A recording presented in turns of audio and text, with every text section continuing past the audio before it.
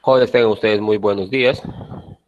En esta tercera semana, en lo que concierne al curso de historia, vamos a hablar sobre los primeros pobladores del Perú. Este capítulo de los primeros pobladores del Perú, se puede distinguir tres etapas o tres periodos en cuanto a la evolución de estos pobladores primitivos de nuestro país. Hablamos de un primer periodo, que es el periodo lítico. En este periodo el hombre transforma la piedra y fabrica sus primeras herramientas. Es totalmente nómade y solo vive de la caza, la pesca y la recolección.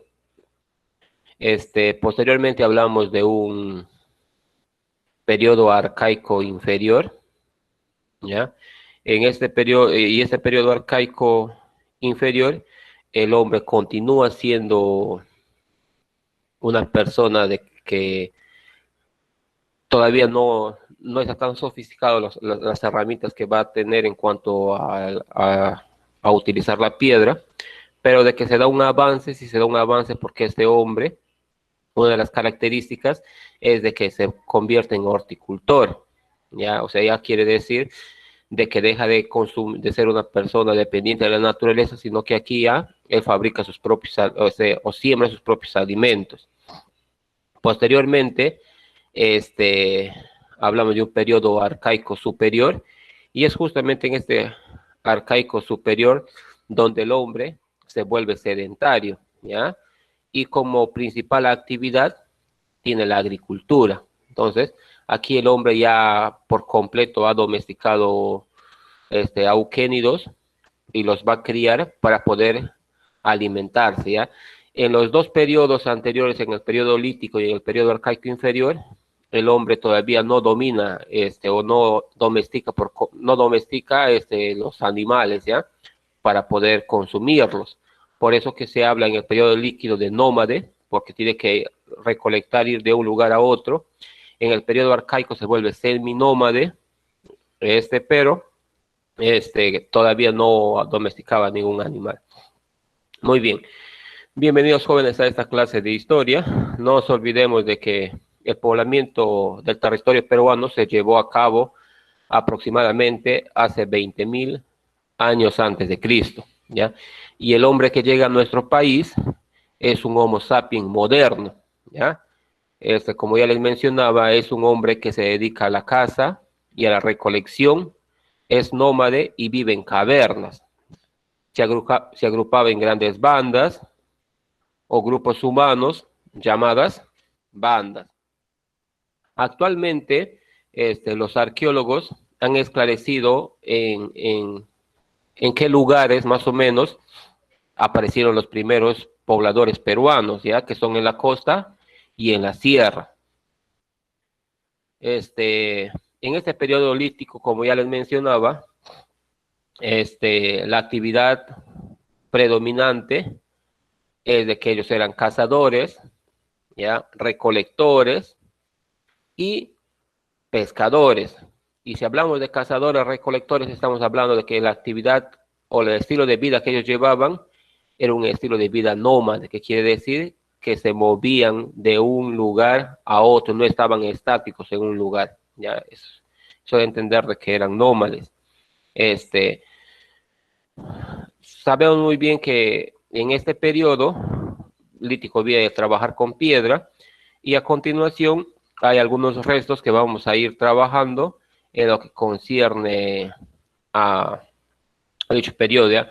Y muchos se preguntarán y dirán, profesor, yo entiendo que un hombre cazador es por naturaleza nómade, profesor, porque este, este, este hombre tiene que ir tras de su presa, profesor, es ir a buscar su presa, por lo tanto, lógico que es nómade, profesor, pero recolector.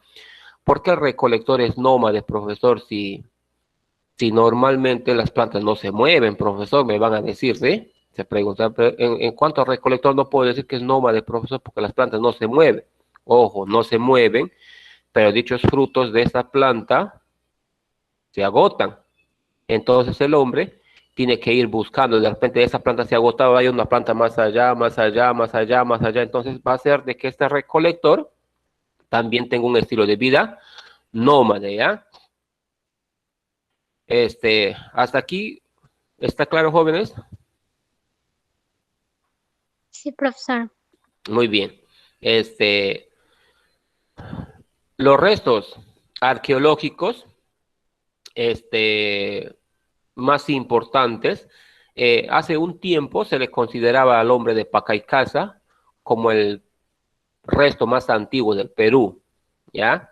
Pero en la actualidad esto primero fue cuestionado y por último descartado, porque en las cuevas que se encontraron, ellos pensaron de que este hombre de Pacaycasa había trabajado las piedras, todo, ¿no?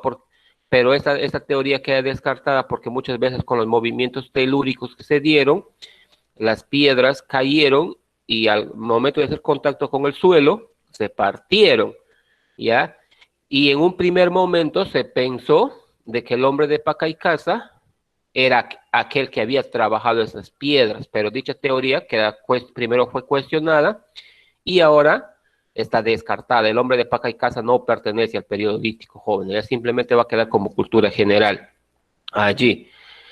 Si hablamos del primer resto arqueológico en cuanto a este periodo lítico, estamos hablando del hombre de Chivateros, ¿ya? Cuando hablamos del hombre de Chivateros, hay que tener bien claro que este resto arqueológico está situado cerca de la desembocadura del río Chillón, ¿ya? Y este río Chillón queda en el distrito de Ventanilla, al noroeste de Lima, en nuestro país, en el Perú. Dicho hallazgo fue descubierto, dicho resto arqueológico fue descubierto por este señor Edward Lenin, ¿ya?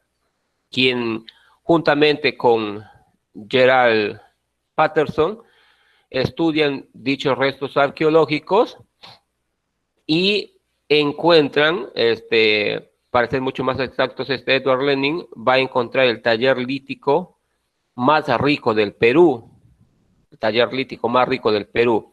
No se vayan a olvidar que cuando hablamos del lítico estamos hablando de trabajos en piedra, ¿ya? ¿Qué quiere decir? Que justamente en este hallazgo se encontró gran trabajo en piedra en cuanto a los yacimientos. Este hombre de Chivateros estuvo dividido en 4 estratos, o en algunos libros lo van a encontrar en 4 fases, ¿ya? 4 fases. La primera era Chivateros 1, Chivateros 2, luego estaba Oquendo, y en la parte final encontramos a Zona Roja, ¿ya? En cada uno de esos estratos hubo gran cantidad de trabajo en piedra, siendo el trabajo el de mayor nivel o el de mayor jerarquía el que se encontraba en la parte superior, siendo entonces el de menor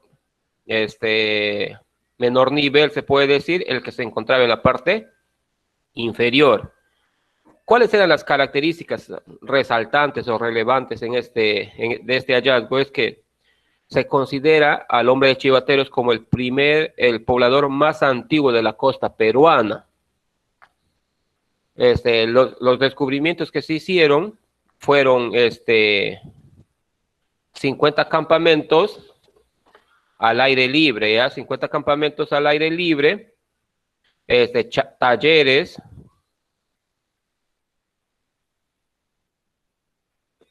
A ver, esperen un ratito. Talleres, se desarrolla la industria lítica, se usa lanzas bifaciales. Eso en cuanto a las características más importantes en en este hallazgo del hombre de Chivateros. Lo que debe quedar claro aquí es que se encontraron mucho trabajo en cuanto a trabajo lítico, ya más no se encontraron restos humanos, Continuemos con el hombre de Toquepala. Dicho hallazgo está situado en Tacna, en la provincia de Jorge Basadre, en el yacimiento de la Cueva del Diablo. Fue descubierto por Emilio González, de origen mexicano, y por el señor Miomir Bajovic, croata. ¿Ya? No nos olvidemos que aún seguimos hablando del periodo lítico, ¿ya? En cuanto a los primeros pobladores del Perú. El hombre de Toquepala, jóvenes, o en este hallazgo del hombre de Toquepala, se consideran las primeras pinturas rupestres. Los colores que utilizaron principalmente son el blanco, el negro, rojo y amarillo. Y también se le atribuye a los primeros atisbos de religiosidad, pero no en un sentido espiritual, sino en un sentido mágico. ¿De qué manera? Porque en las pinturas que se pueden encontrar dentro de las cuevas del diablo,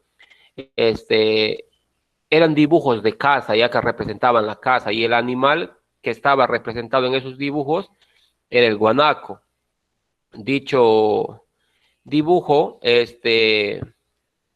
más o menos, ¿por qué les hablo de los primeros atisbos de religiosidad popular en un sentido mágico? Porque ellos se miraban a través de ese dibujo y se daban valor para cazar. Es decir, cuando se hallan esas cuevas, ellos encontraron los dibujos mancillados, golpeados.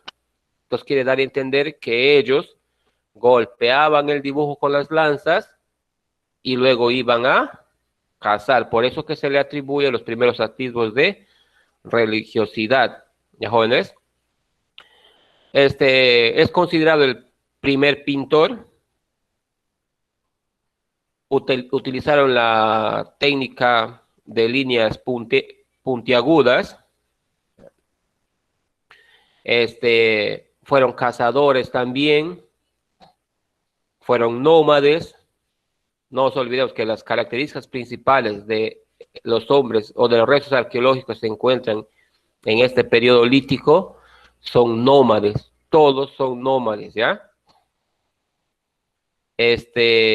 Vamos a hablar ahora del hombre de Lauricocha.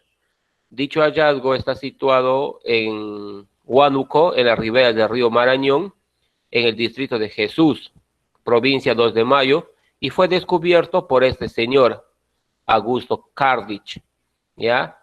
Quien encontró el resto más antiguo de la sierra, ojo, el resto más antiguo de la sierra, no del Perú, el resto más antiguo de la sierra. Lo resaltante aquí es que se encontraron 11 esqueletos, ya enterrados uno al lado del otro. Lo que llama la atención es que el sexto esqueleto, el que estaba justo en el medio o en el centro, tenía el cráneo deformado. Por eso acá también se le considera como aspecto relevante al primer cráneo deformado, ¿ya? Del Perú. Esos son los datos resaltantes. En el hombre de Lauricocha, ya hablamos de que estos señores empezaban ya a enterrar a sus muertos a través de ritos funerarios, ¿ya? Va a iniciar la creencia y cultos a los muertos. También fueron grandes cazadores, se alimentaron de animales como la llama, otros camélidos, y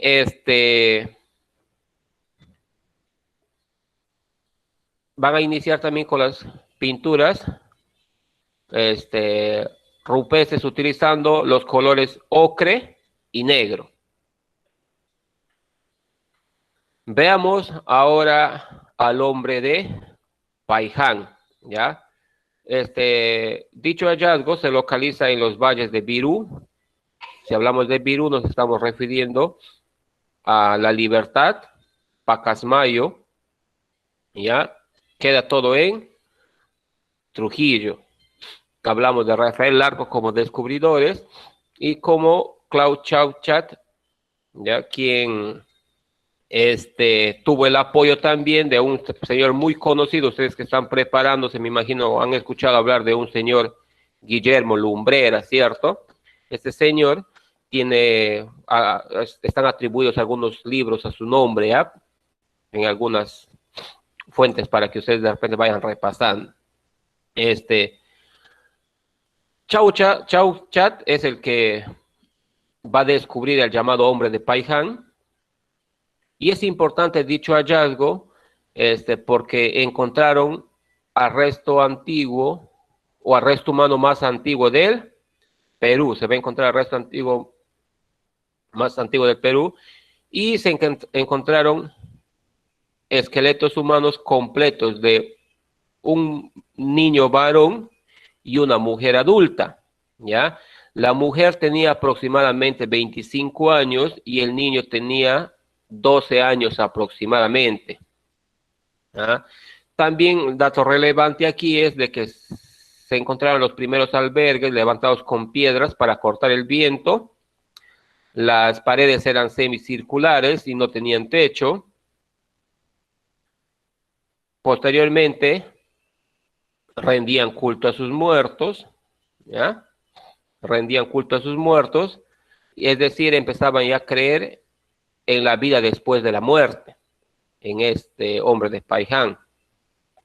Va a haber mucha explotación en cuanto a la fauna menor, es decir, roedores, mariscos, caracoles.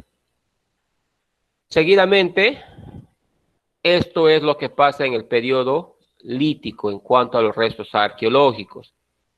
Seguidamente,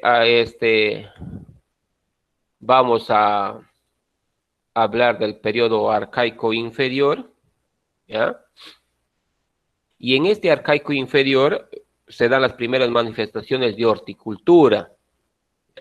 El hombre es seminómade debido a que la horticultura le obliga a quedarse en un lugar por más tiempo. Se cultivan especies vegetales como el payar, el frijol, el junco, la calabaza, la yicama, el totora, ¿ya? Y dentro de este periodo arcaico inferior, la vida que empieza a predominar, el estilo de vida es seminómade, ¿ya? Y la pregunta que siempre nos hacemos, profesor, ¿qué es la horticultura, profesor? La horticultura es una agricultura incipiente, una agricultura arcaica, antigua. Normalmente, el trabajo de horticultura es trabajo de consumo directo, ¿ya? Que quiere decir que yo siembro para consumir lo que he sembrado, más no para vender, sino para consumir lo que he sembrado. Entonces, profesor, pero ¿por qué decimos que es seminómade? ¿Por qué no se establecieron en ese lugar? Terminaba su cosecha, empezaban a sembrar, porque no nos olvidemos que si hablamos en cuanto a taxonomía del ser humano, el hombre por naturaleza es carnívoro, ¿ya? Y entonces, el hombre lo que tenía que hacer es buscar, es ir a cazar para poder satisfacer sus necesidades en cuanto a carne. Porque no nos olvidemos que en este periodo arcaico inferior todavía no hablamos de un 100% en lo que es la domesticación de auquénidos. Entonces, ¿qué quiere dar a entender? Y otro dato es de que en ningún dato de la historia todavía nos muestra de que los hombres en este periodo eran veganos o eran vegetarianos, no, sino por naturaleza el hombre es carnívoro. Entonces, por eso en este de aquí lo que resalta el estilo de vida es seminómade, ¿ya? Dentro de los restos principales tenemos al hombre de Namchok, ¿ya? Que según últimos estudios, este hombre es considerado el primer horticultor peruano, profesor. Pero yo he estado leyendo que el primer horticultor es el hombre de Guitarreros. Bueno, no nos olvidemos que estamos hablando de historia. Y en historia hay estudios de que van revelando cosas y algunas teorías o hipótesis van quedando descartadas. Entonces, en la actualidad, el hombre de Guitarreros ya no es el primer horticultor peruano. Es considerado quizás un importante horticultor, más no el primer horticultor peruano. Al que se le considera hoy en día como primer horticultor es al hombre de Namchok, ¿ya? No sé si hasta ahí estamos claros. Sí, profesor. Muy bien. Cuando hablamos del hombre de Namchok, ¿Dónde queda, profesor, este resto arqueológico o dónde se dio este hallazgo? Se dio en el valle de Saña, ¿ya? Que queda en Cajamarca, al norte de nuestro país, y fue estudiado desde el año de 1977 por Thomas Dillaway, ¿ya? Este señor es el que estudia. No nos olvidemos que si hablamos de este periodo arcaico, el hombre ya va a empezar a producir sus propios alimentos, es decir, se va a dar un autoabastecimiento. Por ende, la economía va a ir cambiando. Mira que ya estoy metiendo la economía acá. Va a ir cambiando. ¿Por qué? Porque los hombres que aparecieron en el periodo lítico tenían una economía parasitaria. ¿Qué quiere decir? Que solo aprovechaban todo lo que la naturaleza les brinda o les brindaba en ese entonces, ¿ya? Mientras que aquí va cambiando el sistema económico porque estamos frente ya a una producción. El hombre va a producir sus alimentos mediante la actividad de la horticultura. Por eso se dice que aquí, vuelvo a repetir, en este periodo el hombre es seminómade, ¿ya? Ya les he mencionado por qué seminómade, porque por taxonomía el ser humano tiene que ir a buscar, o sea, ir a cazar, ¿ya? Entonces no puede estar estático porque hay que ser conscientes que el animal no venía a que le caza el hombre, sino que el hombre tenía que buscar o ir a cazar ese animal. Seguidamente hablamos del hombre de guitarreros, ¿ya? Fue descubierto por Thomas Lynch, ¿ya? De origen norteamericano. El hallazgo del hombre de guitarreros se encuentra a 6 kilómetros del sur de la ciudad de Yungay, al pie de la Cordillera Negra, y todo esto queda en el Callejón de Huaylas, y si estoy hablando del Callejón de Huaylas, estoy hablando de Ancash, ¿ya? El hombre de guitarreros va a combinar sus actividades de caza con la horticultura, con la horticultura de leguminosas, es decir, ajíes y calabazas, y también como empieza a cultivar frijoles, payares. Eso es lo que se encuentra en este hallazgo del hombre de guitarreros. Es considerado el pastor del arcaico temprano. Ojo. Seguidamente vamos avanzando y hablamos del hombre de Paracas, o también conocido como el hombre de Santo Domingo, ¿ya? Este hallazgo lo descubrió el señor Federico Engels, ¿ya? Y dicho hallazgo se localiza en las pampas de Santo Domingo, península de Paracas, que queda en Ica. En el lugar se encontraron redes de pesca elaboradas con pieles de vicuña y guanaco, pero también se utilizaron dentro para fabricar esas redes algunas de cactus, ¿ya? Que es como la penca sábil, algo así más o menos, pero es un poquito más, algo similar en la planta, en ese cactus, ¿ya? Es considerado el primer aldeano, el primer pescador con redes en el Perú, y también es considerado el primer músico. Profesor, el primer músico, ¿por qué? Porque dentro de los hallazgos que se dieron se encontró un hueso de pelícano, ¿ya? Que llegaba a reproducir 4 notas musicales, ¿ya? Posteriormente veremos al hombre de Telarmachay, ¿ya? Dicho hallazgo está situado en el distrito de San Pedro de Cajas, provincia del Tarma, departamento de Junín. Las excavaciones y estudios en la zona empezaron en el año de 1974 a cargo de la arqueóloga francesa Daniela Lavallée, ¿ya? Y a este hombre se le considera el primer domesticador de auquénidos. Y aquí va a venir una controversia, ¿cierto? Profesor, que yo sepa, Jaiwa Machay es el primer domesticador de auquénidos. Vuelvo a repetir, no nos olvidemos que estamos hablando de historia. Y en historia se van actualizando datos según los estudios que se van haciendo. ¿Qué quiere decir? Que Hawái Machai ya no es considerado el primer domesticador de auquénidos, sino es considerado como un importante domesticador de auquénidos, mas no es considerado el primer domesticador. Al que se le atribuye hoy en día, según los estudios, es al hombre de Telar Machai como el primer domesticador de auquénidos en nuestro país, ¿ya? Pero lógico que todavía no podemos hablar de una ganadería acá, ¿por qué? Porque estamos hablando de un de una manera precaria, todavía incipiente, ¿ya? Pero ya se da el inicio de domesticar animales, ¿ya, jóvenes? Seguidamente, hablaremos de Hawái Machai, que es el hombre. Este hombre vivió en Ayacucho, cerca de Ayacucho. Presenta evidencias dentro de los hallazgos que hizo Richard McNeish, de que este hombre se dedicaba al cultivo de achiote, ¿ya? De achiote y a la crianza de algunos camélidos, según los hallazgos.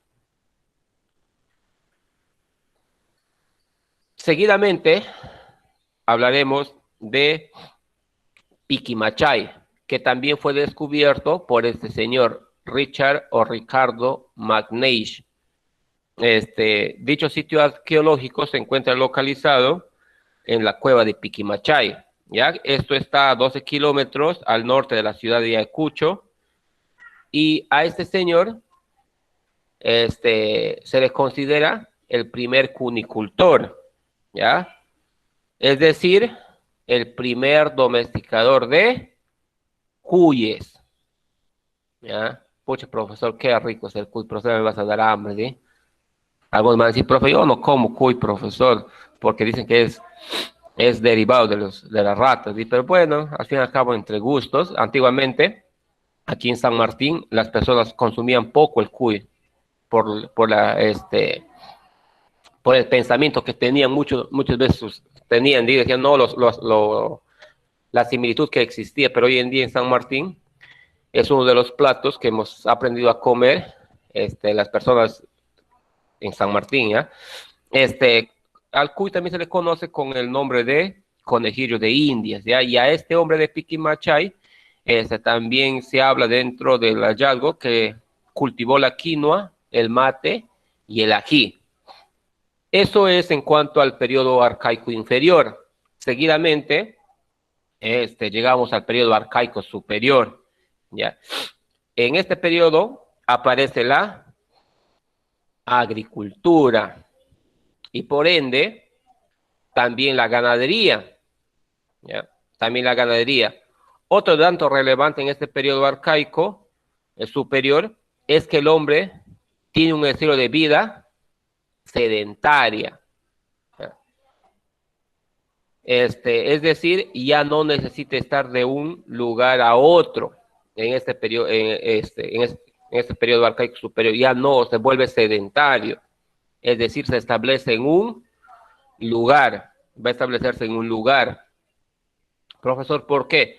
Porque no te olvides que acá ya hablamos de la domesticación de auquénidos, de algunos animales que ellos podían criar y para su consumo, ¿ya? Para su consumo.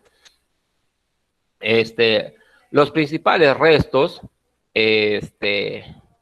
son el hombre de tabla de Lurín, que se encuentra ubicado a 25 kilómetros al sur de Lima, ¿ya? En Lurín, descubierto por esta señora, Josefina Ramos de Cox.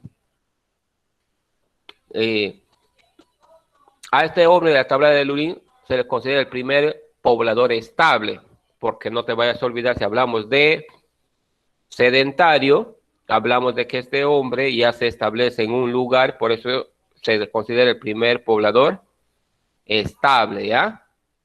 En nuestro país. Otro dato relevante aquí es de que dentro de los hallazgos se encontró un niño con su ajuar funerario, ¿ya? Cuando se hicieron las excavaciones. Seguimos con Cerro Paloma. El hombre de Cerro Paloma vivió cerca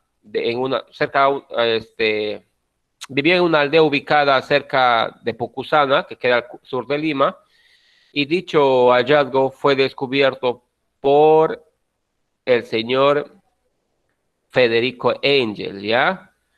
Y a este hombre de Cerro Paloma se le considera el primer arquitecto. ¿Por qué? Porque se encontró la primera obra arquitectónica del Perú. Ya se encontró, aunque para algunos historiadores o para algunos autores, este hallazgo es considerado el primer monumento arquitectónico de América. Primero de América, jóvenes. Seguidamente, llegamos a la civilización de Caral, hombre de Caral. La civilización de Caral, no nos olvidemos que se desarrolló en el valle del río Supe, esto queda en el departamento de Lima, y fue develada a partir del año de 1977, gracias a los trabajos arqueológicos encabezados por esta señora, ¿ya? Ruth Shady, ¿ya? La ciudad de Caral, jóvenes, es considerada la ciudad sagrada más antigua de América, ¿ya? Aquí se le rendía culto al fuego, el elemento que era nexo entre los dioses y el hombre, que era el fuego, y se le considera como una ciudad sagrada. Profesor, ciudad sagrada. ¿Por qué, profesor? Según la historia, me van a preguntar, me van a decir, profesor, pero si dentro de los hallazgos que se hicieron en la civilización de Caral, profesor, no se encontraron templos, no se encontraron iglesias, monasterios, ¿cierto? Lógico. Pero entonces, si no se encontraron eso, profesor, ¿por qué se le considera ciudad sagrada a Caral?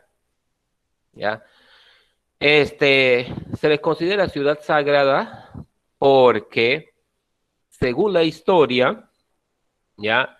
Los restos o las posteriores culturas que surgieron después de la civilización de Caral, ¿qué hicieron?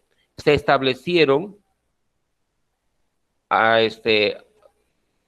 los costados de esta ciudadela de Caral, que quiere decir que no invadieron el territorio de Caral, sino que se establecen a los alrededores de la ciudad de Caral.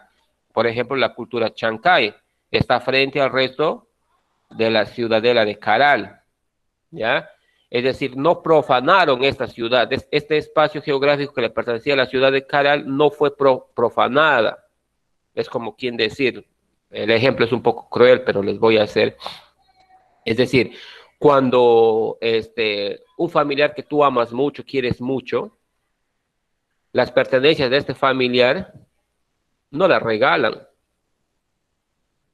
no las venden, las guardan como un recuerdo, ¿cierto? Y si de repente tienes una solvencia económica buena y este familiar que ha muerto, la cual es muy representativa en tu familia, de repente tenía un cuarto para él solo.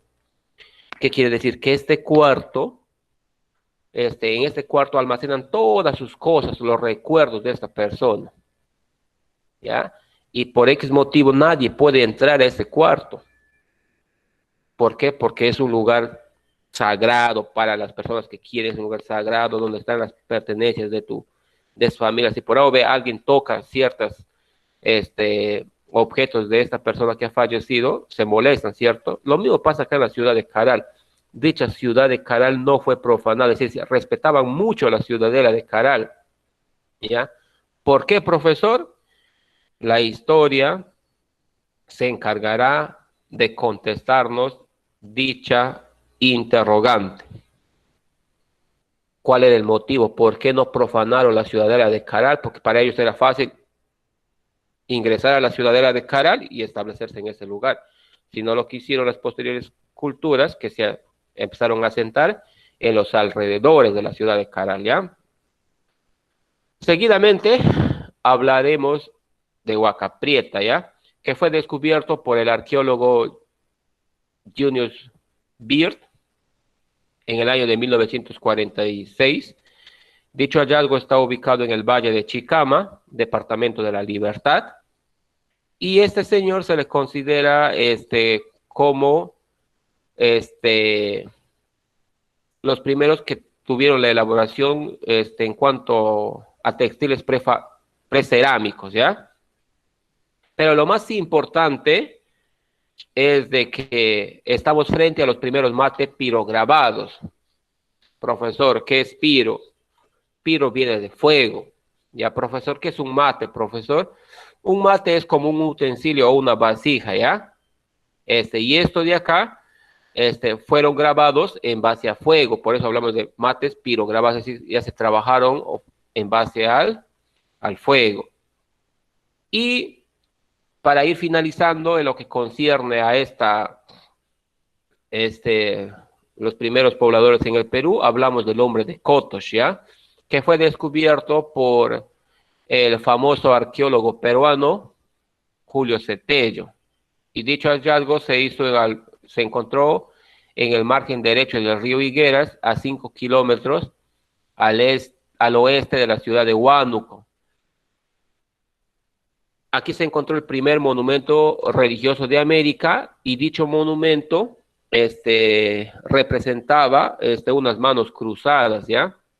Y estas manos cruzadas representaban o significaba el culto que ellos rendían al trabajo o a la fuerza del trabajo. Y ahí justamente se encuentra el templo de las manos cruzadas. Muy bien, jóvenes, eso es en cuanto al tema de historia.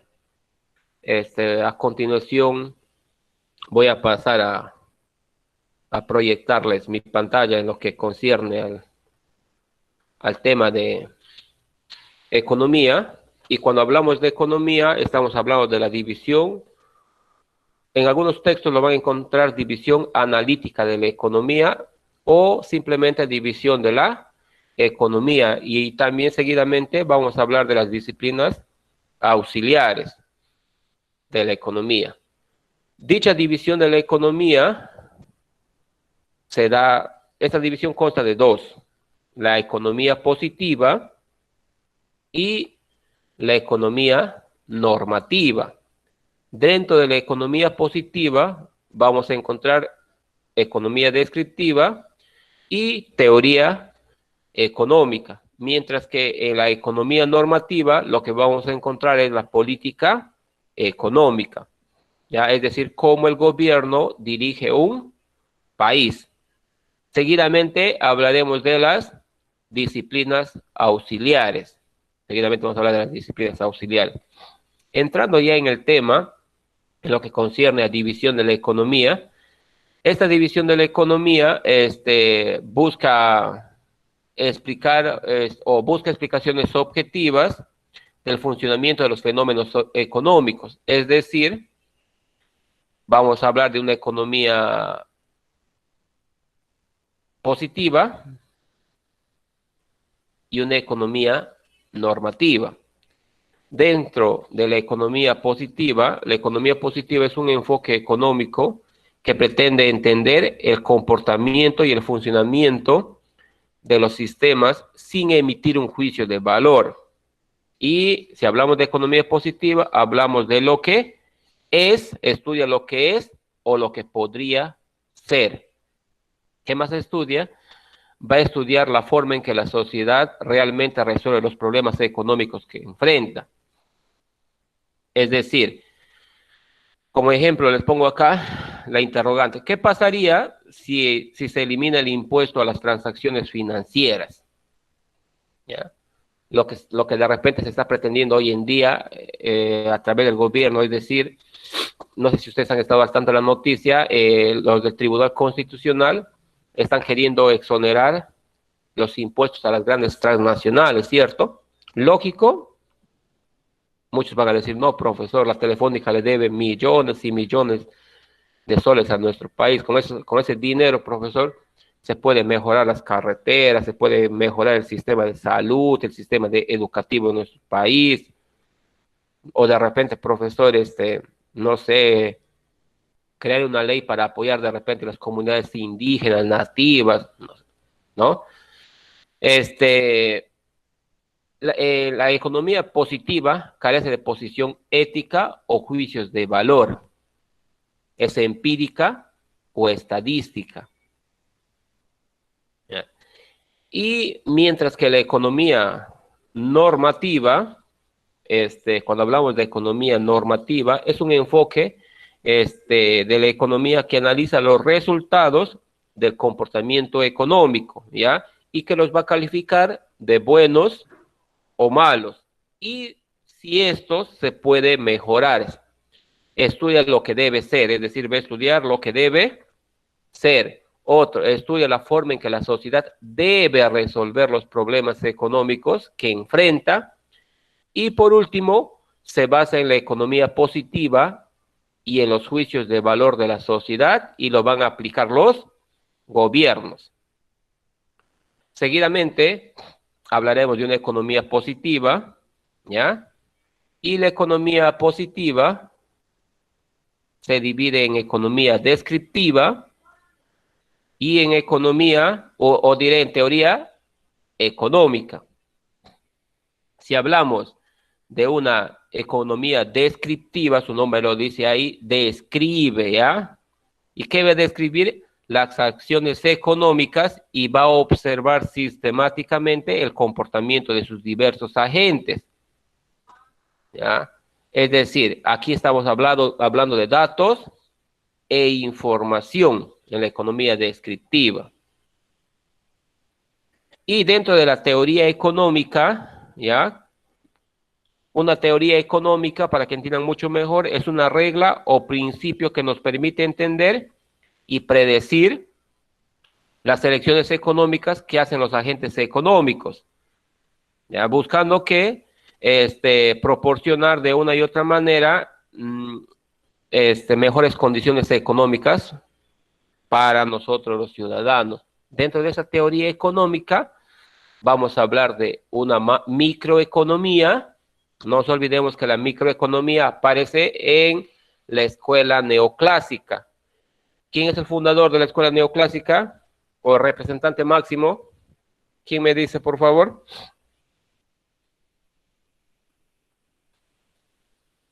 ¿Alguien? ¿Cuál era su pregunta, profesor? El fundador de la microeconomía o de la escuela neoclásica. Marshall, profesor. Muy bien. Alfred Marshall. Y Alfred Marshall nos habla de la teoría de los precios. Ya nos habla de la teoría de los precios. ¿Qué más podemos ver en esta microeconomía? ¿Ya? Dentro de esta microeconomía podemos hablar de una teoría del consumidor, teoría de la empresa, teoría económica del sector público, la teoría de la distribución y teoría del bienestar. Lo que se pretende con esta microeconomía es satisfacer las necesidades en forma individual de las personas. Micro viene de pequeño, ¿ya? Y seguidamente esta teoría económica se divide en macro. Macro viene de amplio, de un estudio en forma general. Y esta macroeconomía va a surgir justo en la escuela keynesiana, con su máximo representante, Keynes, ¿ya? Va a sufrir con John Maynard Keynes, ¿ya? Y como les decía, es el estudio global de la economía en términos del monto total de bienes y servicios. ¿Qué más? Esta macroeconomía va a estudiar el desempeño de la economía a nivel general de los grandes agregados. Seguidamente, como ejemplo, más o menos les voy a ir mencionando, cuando hablamos de macro y microeconomía, ¿ya? Si hablamos de micro en temas de producción, es decir, tengo que formularme 3 interrogantes. ¿Cuántos automóviles voy a fabricar? ¿Ya? Tengo que formularme cuántos voy a fabricar, cuántos bienes y servicios voy a poner al mercado. Porque no te vayas a olvidar que muchas veces va a existir mucha demanda dentro del mercado, muchas ofertas, y te va a perjudicar, va a estancar la economía. Y en cuanto, si queremos responder en cuanto a temas de producción en macroeconomía, aquí estoy hablando de un Producto Nacional Bruto, es decir, cuánto le queda al Perú para poder hacer el presupuesto del año siguiente. Usted ya, dime, hija, te escucho. Creo que la macroeconomía es aquel que se centra lo que es el análisis de las variables agregadas, como la producción de la Ujú. nacional total, ya sea la renta y la balanza de pagos. Exactamente. Y la microeconomía, si no me equivoco, viene a ser, bueno, el comportamiento que estudia individual de los agentes económicos, por ejemplo, ya Exactamente. sea las Las empresas y los familias o familias. consumidores. Ujú. Exactamente, hija. Claro, para ser mucho más exactos es eso, ¿ya? En cuanto al tema de precios, si hablamos de micro, estamos hablando el precio que voy a invertir para la fabricación de un automóvil, ¿ya? Seguidamente, si hablamos de economía normativa, cuando hablo de economía normativa, pide normas.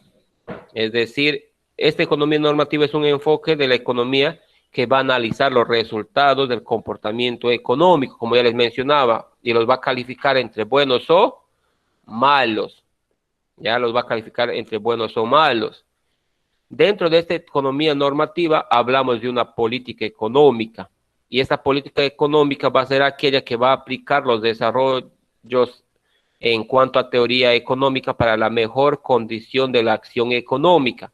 Y lo que se busca con esta política económica es esto. Primero, alcanzar un objetivo.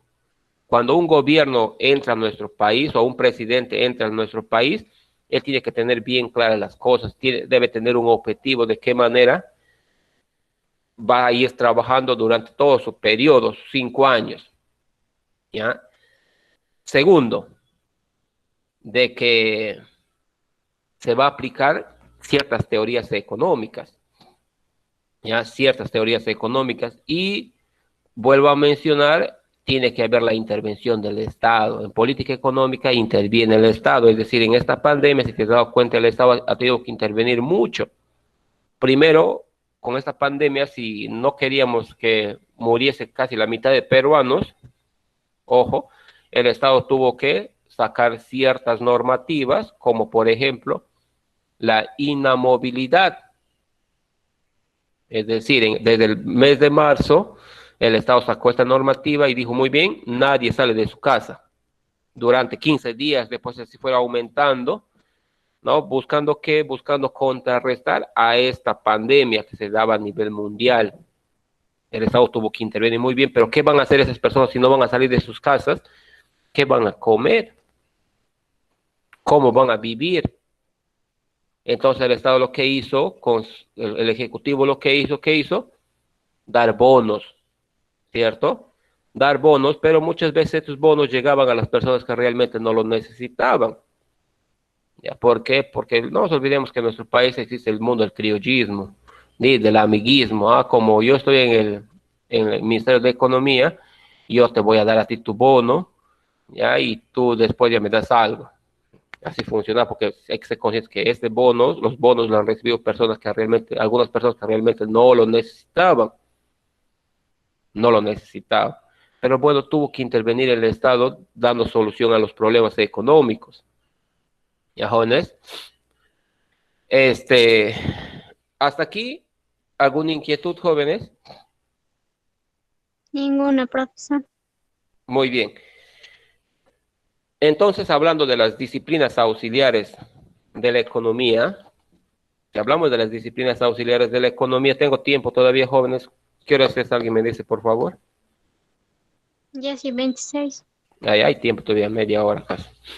Si hablamos de esas disciplinas auxiliares de la economía, es decir, van a existir ciertas ciencias que de una y otra manera van a contribuir con la economía. Por ejemplo, tenemos la historia. Ya, jóvenes, si hablamos de la historia lo que hace es de que permite observar y recoger experiencias muy importantes. Gracias a esta historia, yo puedo deducir de que en el periodo lítico los primeros pobladores de nuestro país tenían una economía precaria. Y nos damos cuenta que en el periodo arcaico inferior y arcaico superior, este tipo de economía va variando, ya no hablamos ya no hablábamos de una economía parasitaria, sino que hablábamos de una economía en la cual el hombre tenía que producir, ya, o sea, ya sembraba y producía sus propios alimentos, gracias a la historia. Si hablamos de sociología, lo que hace la sociología tiene que ver mucho con un modelo socioeconómico, ¿ya? Según la sociedad en la que nosotros vivimos.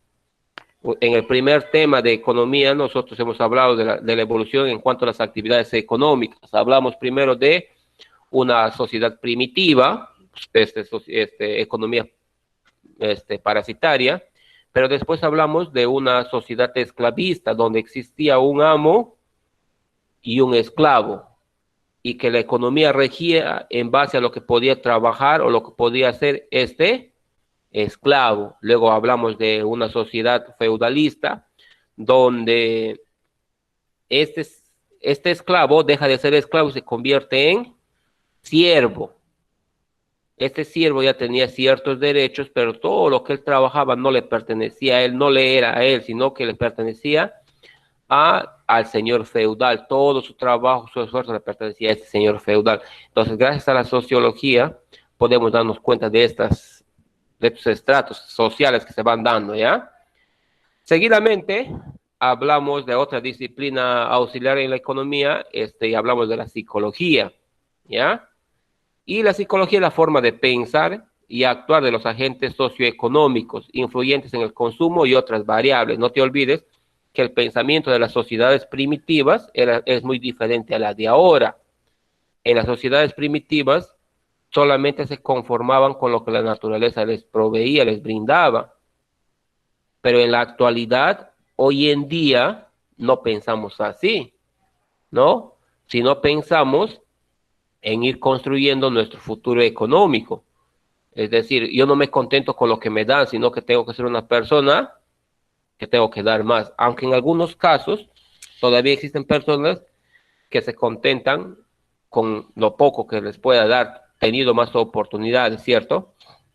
Entonces, ahí vamos a ir viendo más o menos la psicología, ¿ya?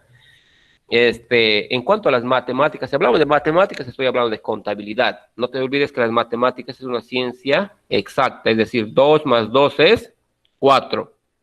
No puede ser 2 más 2, 5, sino que 2 más 2 es 4. Entonces, la matemática lo que hace es cuantifica la producción, el consumo y las cuentas públicas y privadas. Es decir, si hablamos de cuantificar la producción, es decir, cuánto voy a producir, para eso hago un estudio de mercado. Voy a hacer un estudio de mercado. Si estoy hablando de catálogos que te ofrecen maquillaje, todo lo que tiene que ver con productos de belleza, normalmente ellos han hecho un estudio de mercado, es decir, cuántas mujeres hay en nuestro país, y en base a eso yo lanzo la producción, ¿no? ¿Para quiénes está? ¿Tú piensas que las personas que están en la clase alta se van a comprar Avon, te van a comprar Unique, te van a comprar Dupré? ¿Tú piensas que esas personas que están en la clase alta se van a consumir esos productos? No. ¿Por qué, profesor? Porque normalmente las personas que están en la clase alta importan sus productos, compran del extranjero, una Carolina Herrera, un Hugo Boss. ¿Me dejo entender, de? Entonces yo tengo que hacer un estudio de mercado. Por eso que aquí decimos que la matemática cuantifica la producción y el consumo. Si hablamos de cuentas públicas y privadas, no nos olvidemos que cuando se arman presupuestos, los presupuestos tienen que ser exactos con un 10% adicional más o menos. ¿Por qué? Porque vaya a ser de que pueda pasar algo en el proceso y quedes en bancarrota. Es decir, cuando tú vas a vender un producto, vamos a suponer, te dedicas a la venta de catálogos. Cuando tú te dedicas a la venta de catálogos, tú tienes que tener un capital. Y este capital va a ser tu solvencia económica. Si tú has matado este capital, ya fuiste. ¿Y cómo se mata el capital, profesor? Cuando tú empiezas a dar fiado, pues. Cuando tú fías a todo, él es mi amigo, me va a pagar y le fío. Y cuando le llamas para cobrarle, nunca te contesta el teléfono. ¿Qué? Estás perjudicando tu capital, porque para poder quedar bien, para no irte a Infocor, para que no estés rojo en el sistema económico, tienes que poner desde tu capital, es decir, tu capital ya lo has matado y tu negocio va a la quiebra. No sé si hasta ahí me estoy dejando de entender. ¿Estamos claros? Sí, profesor. Muy bien. Y si hablamos de cuentas privadas, jóvenes, hay que ser conscientes que en cuentas privadas el Estado no tiene por qué meterse, porque eso le pertenece a personas ajenas al Estado. Si hablamos de, en cuanto a la disciplina, en cuanto a estadística, la estadística va a aportar elementos que permiten hacer comparaciones a través del tiempo, lógico. Desde la caída aquí estoy hablando de la bolsa de valores, voy a poner como ejemplo. Si te das cuenta, la bolsa de valores, si te gusta ver noticias de economía, te vas a dar cuenta que la bolsa de valores sube y baja, ¿cierto? Y esto, la estadística de una manera me da a entender muy bien. Hoy es buen tiempo para invertir. ¿Por qué? Por lo que de repente está pasando en nuestro país. Por ejemplo, lo que muchos peruanos o de repente personas de otros países están haciendo, como en la situación económica en Venezuela está crítica, entonces lo que ellos están haciendo es rematar sus propiedades. Es decir, están vendiendo sus propiedades a un precio por debajo del mercado, porque no hay dinero. Entonces, muchas personas que tienen solvencia económica se están comprando casas de repente en Venezuela y cuando pase toda esa situación económica, porque yo tengo fe de que va a solucionarse el problema económico en Venezuela, esa casa va a volver a su precio original, pero ellos lo han comprado a un precio mucho menor. Entonces, la estadística, de una y otra manera, me va a permitir hacer esas comparaciones. Lo que cuesta de repente una propiedad en una crisis económica con lo que puede costar más adelante. Un ejemplo de repente mucho más claro, te compras una casa, vamos a ver, una cuadra que no esté asfaltada aquí en Tarapoto. A ver, una cuadra que no esté asfaltada aquí en Tarapoto. Esa cuadra que va, no sé si ustedes han ido por Taquihuasi, ¿conocen Taquihuasi? Nadie conoce Taquihuasi, ya. Que queda por aquí, por La Colpa, que es un restaurante. Por ese sector hay una cuadra que se va a Taquihuasi. Toda esa cuadra no está asfaltada. Si yo me quiero comprar una propiedad hoy en día, voy a encontrar a un precio no tan cómodo, porque San Martín es uno de los departamentos en los cuales las propiedades están mucho más caras a nivel nacional. Pero yo me voy a encontrar, vamos a suponer, un lote de 10 por 40, me voy a encontrar de repente en 80,000 soles, solamente el lote, ¿ya? Muy bien. Pero dicha propiedad, si por X motivo el año que viene se asfaltaría esa cuadra, ya no va a costar 80,000 soles. Se va a duplicar el precio, ¿cierto? Porque ya hay pista. ¿Me dejo entender? Más o menos eso es lo que hace la estadística dentro de la economía, ¿ya? Si hablamos de derecho, que es otra disciplina, el derecho, si hablamos de un derecho económico, ¿ya? Y este derecho económico tiene que ver mucho en cuanto a las normas legales. Es decir, que si hoy voy a sacar un presupuesto, tengo que basarme en lo que dicen las leyes. O si yo voy a invertir, tengo que estar consciente de lo que dice para el rubro que está destinado dicho presupuesto. Un ejemplo, yo soy director de un colegio y el Estado cada fin de año o en el transcurso del primer mes del año me da un presupuesto y me da un presupuesto para mantenimiento del local. Es decir, que esa plata el Estado me está dando para arreglar la institución educativa.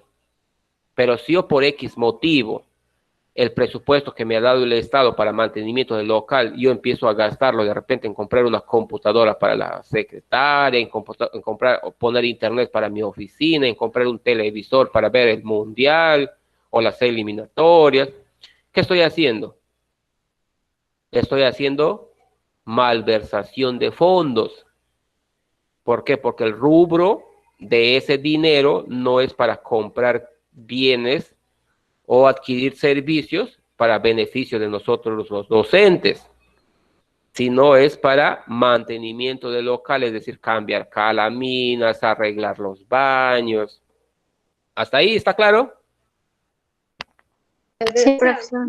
Muy bien, y como la penúltima disciplina auxiliar que tenemos ahí en el texto es la geografía, ¿ya?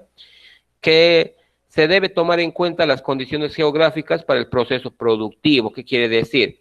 Que la geografía también juega un papel muy importante como ciencia auxiliar de la economía, porque lo que produce aquí en la selva no produce en otro lugar. Entonces tiene que ver mucho la geografía. Según el lugar geográfico, se dan ciertos productos. Ejemplo, yo aquí en Tarapoto, pues vamos a suponer, tengo una huerta de 1 hectárea vamos a suponer que ese terreno que yo tengo queda por el sector del Tumi, por donde juegan fútbol, más abajo, a unos 10 minutitos. Y yo quiero sembrar café. Te pregunto, al sembrar yo café, la producción de ese café va a salir como de repente produce en Jaén, como de repente produce en otros sectores de nuestro país? ¿Sí o no? ¿Qué dicen ustedes?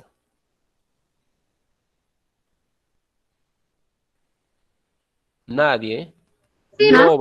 no va a producir igual. ¿Por qué? Porque el café es de un clima es de un clima templado, así como muchos de ustedes están templados, ahí exactamente. ¿Dejo entender? Es como quien decir, yo llevo coco a Lima y en Lima no va a crecer, pues no va a producir. Entonces, la geografía tiene que ver mucho en cuanto a las actividades o el proceso productivo. O el otro ejemplo que yo les puedo poner, según la geografía en la que nos encontramos, vamos a suponer que yo desde mañana quiero emprender un negocio y desde mañana voy a empezar a vender café. ¿Va a resultar mi negocio aquí en San Martín? ¿Qué dicen ustedes? Me voy a poner en la esquina de mi barrio y voy a empezar a vender café.